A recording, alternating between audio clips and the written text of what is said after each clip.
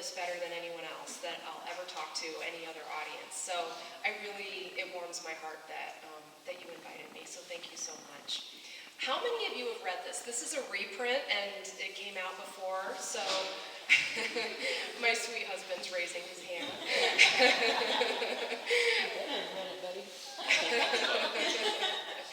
Okay, so I was thinking I would just kind of summarize, what happened, and then read some sections, and then take a bunch of questions. Does that sound good? Okay. So, what happened in this event was that in March, at the end of March 1931, it was windy, which we might be able to imagine right now, and this storm came up very suddenly. When kids were leaving their farmhouses first thing that morning, it was the sky was clear. One girl said, I got this new sweater for my birthday. I don't want to have to wear my coat. I want to wear my new sweater. She was 14. That's what teenagers do. So her mom gave in and let her wear the sweater. It started out looking like a nice day.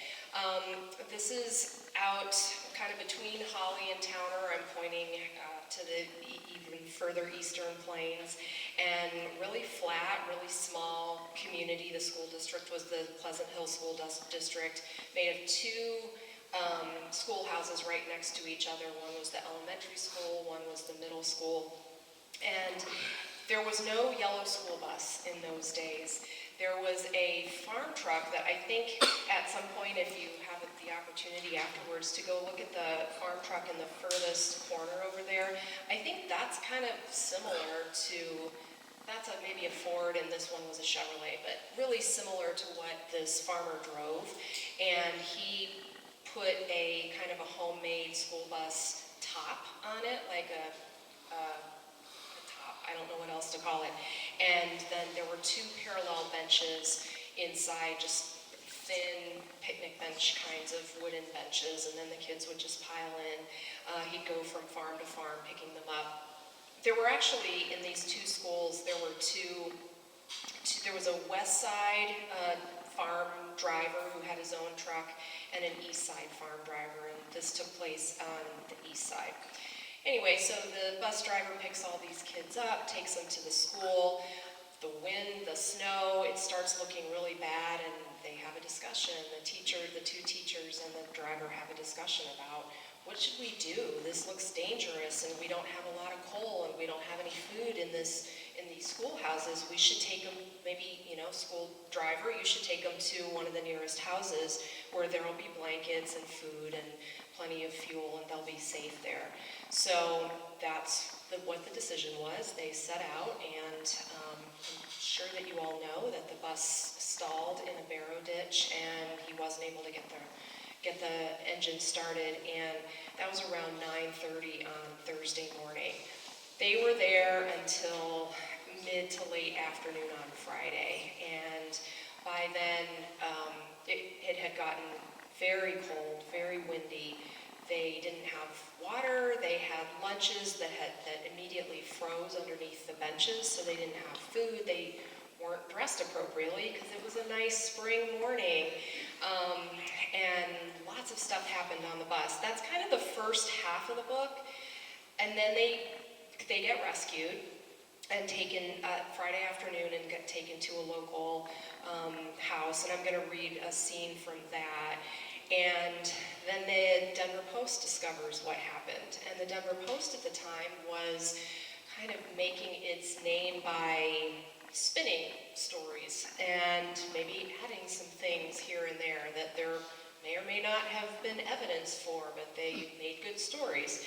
That was kind of what it was doing. And two individuals, one was Fred Bonfils, who ran the Denver Post, and one was Charles Maxwell, who was the mayor and philanthropist, local guy with all sorts of remnants I'm seeing around town of his time here. They both sent planes to the ranch where the kids were to get them sent to the Maxwell Hospital here in town, which is now, it's the social services building, public health building, I think. Okay, good, you're nodding, you know what I'm talking about. It's a pretty building, it's really nice. I've never been inside, but from the outside, it's one of those buildings I'm happy to see has been preserved over the years. So after they were rescued, they were able to be taken to that hospital, which was really fortunate because those doctors had been recently trained in managing frostbite, and nobody at the ranch when they were rescued knew kind of the newer methods of managing frostbite. The old method, which is what the fathers were practicing at the ranch, was to massage the tissue with salt or gasoline, and that's not what any emergency medicine doctor would recommend now. But even in 1931, people were learning, medical people were learning that's not what should be done because it could actually damage the tissue further. The proper way to do it is to warm the body starting from the heart rather than the extremities and not warm it too fast and so forth. So they got good care at the Maxwell Hospital. Then the second half of the book is really about how once the Denver Post got involved, it spun this story to its own end, and it was the front page story for 30 days. It got on the wire services. It was international news, literally, which was crazy for people who, some of them didn't have electricity, and to suddenly have their kids thrust into the spotlight like that. Some of them lost children in this, and it was hard for them to manage, wow, I lost a child, and I've got another kid with, pretty badly damaged feet or hands, and they're news, and they're being put on the newsreels, and we're being asked to talk to reporters. That would be a lot for anyone to handle, but especially in 1931, when maybe two of those families, I think, had radios, and the media savvy was very different than it is now. So, my co-author, Clark, and I, we really felt that the Denver Post was just outright exploiting these children and these families. And so that really makes up the second half of the book. So I wanted to read some sections. Do you want to ask questions now? Do you want to ask questions later? I have a quick one. Go for it. How many, we know there were fatalities. Can you give us some numbers? How many kids? I wrote that on my cheat sheet because I don't remember all these details all the time. So there were 1, 2, 3, 4, 5, I feel like there were 6, but I'm counting 5 fatalities. Plus the driver. Yep, 5 students plus the bus driver, because the bus driver went out looking for help, and his body was found pretty good distance away. They thought it'd be within a mile or so, but I think it was like 3 miles that he had walked, but he didn't make it. So yeah, there were 1, 2, 3, 4, 5, 6, 7, 8, 9, 10, 11, 12, 13, 14, 15, 16, 17, 18, 19, 20 children. Oh, it also says that on the front cover. 20 children, 6 lives lost. So there we go. Thank you. So I want to kind of go in order and maybe read a scene from the bus. So I'll start here in chapter 3. The children of Pleasant Hill were trapped in the most widespread blizzard to hit Colorado in 56 years, and it was cold, unlike most spring storms. The youngsters could not know that even 252 miles northwest in the capital of Denver and beyond, wind swirled snow around ceaselessly, downing telegraph lines and blocking train tracks. Statewide storms of this magnitude were rare in Colorado, and this blizzard extended even beyond the state's boundaries. Before it ended, herds of cattle from Idaho to the panhandle of Oklahoma would freeze to death or suffocate from the snow clogging their nostrils. Children were trapped in their schoolhouses elsewhere in Colorado and in Kansas, but on the flatness of Pleasant Hill, there were 20 children marooned in a drafty school bus with wet cardboard window replacements that were now flapping at the edges, and temperatures that would continue to drop for another 24 hours. After his fruitless attempt to restart the engine, Carl Miller recognized the peril. He was the bus driver. He summoned Brian Unteed, the oldest boy, to help him drain the radiator so it would not freeze. When they returned, they were grateful that although the interior was little warmer than the outdoors, most of the wind's violence was kept outside. The cold seeped in through the floorboards and the gaps in the wall joints. Perhaps a fire would keep everyone warm for a while. Trying to be cheerful, Miller rallied the children to help him gather fuel from within the bus. He retrieved the milk can lid from the bus's running board and placed it in the aisle between the facing wood benches. Children handed him pages from their notebooks and textbooks. Someone pried shards of wood from the driver's splintered seat. Miller lighted the wood and paper, but the flame was small and the paper, taken from small damp hands, would not burn. Acrid smoke billowed up and filled the bus interior, and the youngsters coughed. They reopened the driver's side window to let the smoke out. Rosemary Brown, for one, preferred the penetrating cold to the smoke. And besides, how large of a fire could a can lid contain? Certainly not enough to make a difference in the growing cold. Miller knew he must keep the children moving to fight off sleep. He widened the aisle 1 foot by shoving the benches flush against the walls.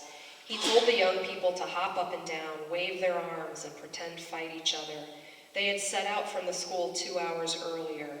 Surely the storm would ease up before supper. The younger children, who in their naivete still believed it all to be just an adventure, happily followed his instructions. And then eventually the cardboard pieces kind of come out, they get too wet and the wind blows them away. And they were in kind of the back corner. So, and then later on, one of the boys, when he was kind of moving around, he elbowed out the driver's side window. This is actually a good car to have to refer to. I always say that the interior was about the size of a modern day minivan. So it was small, and there were 20 children in there, ranging from age 7 to almost 14. There were 2 who were already 14. And I think it was the proximity and the body heat that probably kept them alive more than they even realized at the time. And then I want to read about when they got rescued.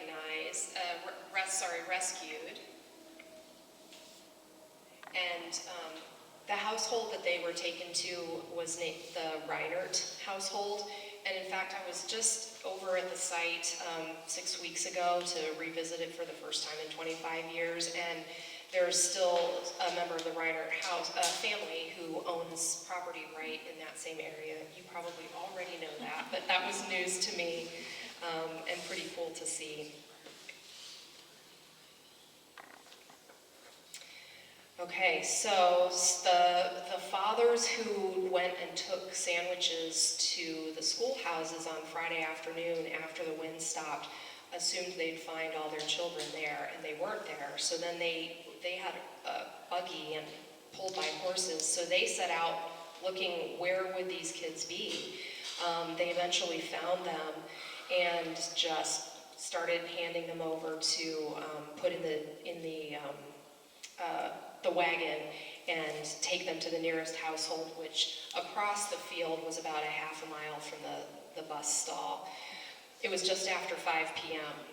In her small kitchen, the pregnant Fern Reinert stirred the potatoes and macaroni bubbling on the stove. She was thankful there was enough food in the house to feed the 2 unexpected visitors, Elbert Coons and his 18-year-old son, Elbert Jr., as well as her husband, Andy, their 2 youngsters, and Andy's brother, Edwin, who lived nearby.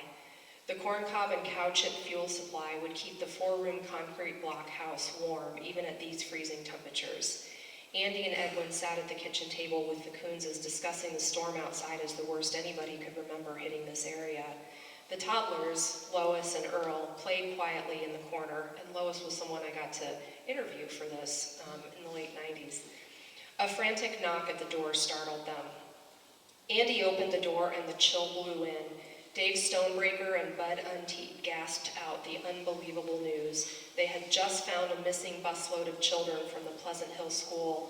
Some were dead, and some were alive but frostbitten, and many were incoherent. It was imperative to get these children into the warmth. The Coonses, though exhausted from a long day of fighting the storm, were instantly bundling into their outer wraps. They opened the door and all four men dashed to the wagon. Fern pulled blankets and extra clothing from the chest of drawers in the bedroom. She wondered how many children there were. She also knew that the Pleasant Hill School was where her younger brother and sister, Eunice and Leland Frost, and her cousins, the Huffaker children, attended classes. It was also the district for which Andy served on the school board. Maud Mosier, one of the teachers who had lived with Andy's parents when Fern and Andy were newlyweds, taught there. So talk about a tight-knit community, so many connections. The door opened again and Fern saw a young boy, eyes barely focusing, lying limp in Bud Unteed's arms. Distress furrowed Unteed's narrow face. He laid his son Arlo on the floor and began massaging his hands and face, trying to circulate the blood and reawaken the tissue. Exactly the wrong thing to do, but that's what he was doing because that's what they thought to do. The men carried child after child in from the wagon until the 24 by 24 foot kitchen was filled with 17 children, some crying. The fine slivers of ice that coated their hair and clothing melted onto the plank floor. Some knew where they were, others were confused. The less injured among them walked about until the elder Elburn Coons urged them to rest their frozen legs. They sat down and a blanket was spread over them. Clara Smith looked down at her swollen legs and thought crazily, "This is how I would look if I were fat." Dave Stonebreaker, in shock over his daughter Louise's death, dispatched Edwin Reinert, Andy's brother, to the Stonebreaker residence because it had one of the few telephones in the district. His instructions were to call Holly, call Towner, call Tribune, Kansas, call everywhere until he reached a doctor. Also, he said to alert the parents that their children had been found and that most were alive, and to pass the word to all neighbors so they could help revive the children. And so it goes on from there. It's a really intense night, and there in the original book, so I'll just mention this, one of the downsides of the reissued book is that between 2001, when the first edition was published, and now, the Denver Post got sold to Getty, which is a big company, and to get their photo rights for the Denver Post photos that were published in the first book would have been impossibly expensive. So some of the best photos, unfortunately, aren't here anymore. There was one I really thought was very poignant. It was 4 kids kind of sitting against a wall, just with this look on their face of exhaustion and shock, and that would have been taken sometime in the middle of the night, Friday night, Saturday morning.